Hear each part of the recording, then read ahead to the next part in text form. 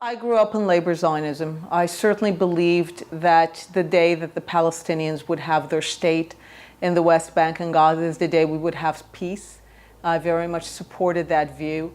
The 90s were a time of complete euphoria when we finally negotiated for that possibility. I truly believed that peace was at hand. And ever since the year 2000, when Israel made a very clear offer and negotiated the possibility for the Palestinians to have a state in the West Bank and Gaza, and the fact that the Palestinian leadership did not accept this possibility, did not accept the opportunity to have their state.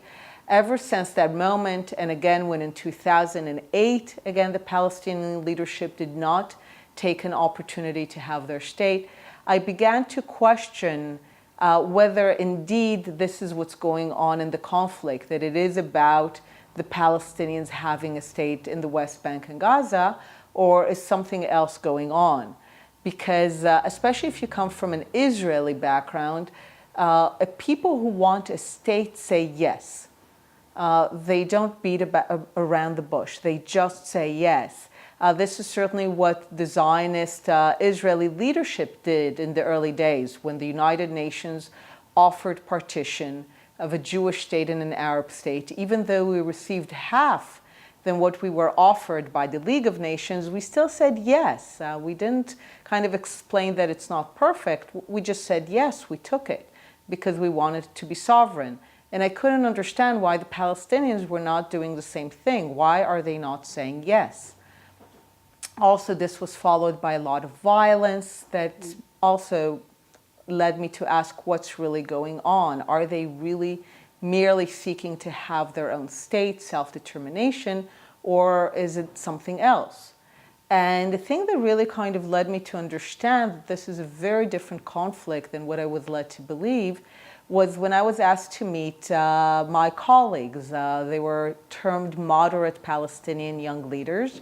I was considered a moderate Israeli young leader. I was in politics, not yet in parliament. And in the meetings with them, what I realized is they said things to me like, you know, the Jewish people are not a people. You're only a religion, which is historically incorrect and personally offensive to people like me who are atheists, for whom the Jewish identity is about being a member of a people and a nation and not at all a question of faith. They would even say that the story of the relationship between the Jewish people and the land of Israel is a fabrication, which again, I thought you don't have to be religious and you don't have to be Jewish to realize and accept that one of the most established connections between a people and a land is between the people of Israel and the land of Israel. And I realized from what they said to me is that they were only moderate in the sense that they resigned themselves to the fact of Israeli power. But they were not moderate in my sense that I supported their right to self-determination. I supported a Palestinian state, and I still do, because I believe that they have the right to that state. They have a right to self-determination in the land. And I realized that they don't recognize my right. They recognize my might. They seem to hope it's temporary, but they don't accept me as their equal claimant to the land. They don't accept that the Jewish people have a right to the land as much as they do, that they are home in this land as much as they are.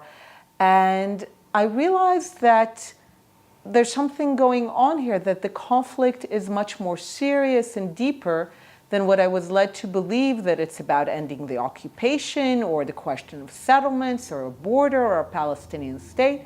I realized fundamentally that they don't recognize the right of the Jewish state to exist.